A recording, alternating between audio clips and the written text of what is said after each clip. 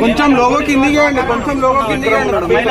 మహిళా శిశు సంక్షేమ శాఖ ఎవరైతే ఉన్నారో వాళ్ళని కూడా అప్రోచ్ అయ్యి అక్కడ కూడా వాళ్ళ ద్వారా సెక్యూరిటీ తీసుకుంటున్నాము. ఇదే కాకుండా మానసిక స్థితి బాగాలేదని చెప్పి మన ట్రీట్మెంట్ అయింది. దాన్ని కూడా కంటిన్యూ చేస్తాం.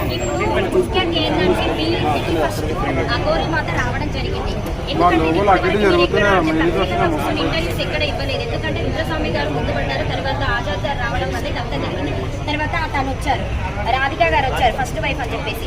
మీరు ఒక్క ఇంటర్వ్యూ కూడా కూర్చొని ఎవరికి ఇవ్వడం లేదు కాబట్టి ఆ గోరి మాత మీ ఇంటికి వచ్చిన తర్వాత మీరు ఆమెతో బాగానే ఉన్నారు, తినడం తాగడం ఇవన్నీ జరిగినాయి అని అందరికి తెలిసింది.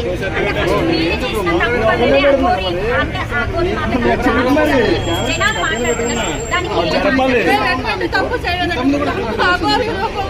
ఒక మాతలాగా వచ్చి మేము మాత అనుకుని నమ్మి ఆడమనిషి పిల్లలు ఏం చేసింది అనుకున్నామండి.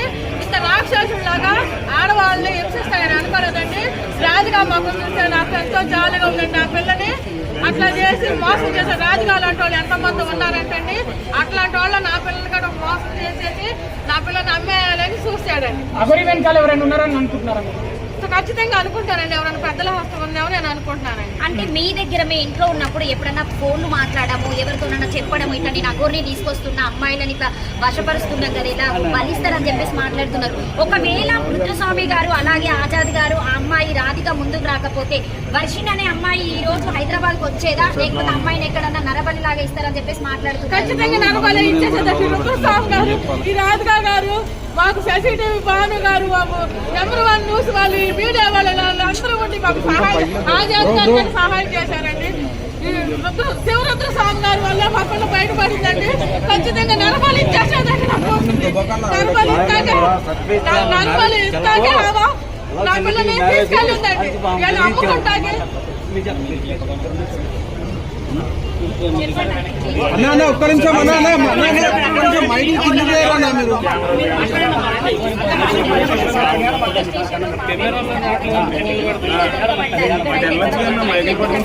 వాళ్ళు దొరకాలనుకుంటే దాదాపుగా చాలా వరకు ఒక 56 సిమ్ములు మార్చాలని చెప్పేసి మనకి సమాచారం రావడం జరిగింది. మీతో ఎట్లుండేది అంటే ఇక్కడ నుంచి ఏమొస్తుంది నా దగ్గర నుంచి పెట్టు అన్న. ఇటు చూడండి అన్న, కెమెరా చెప్పండి.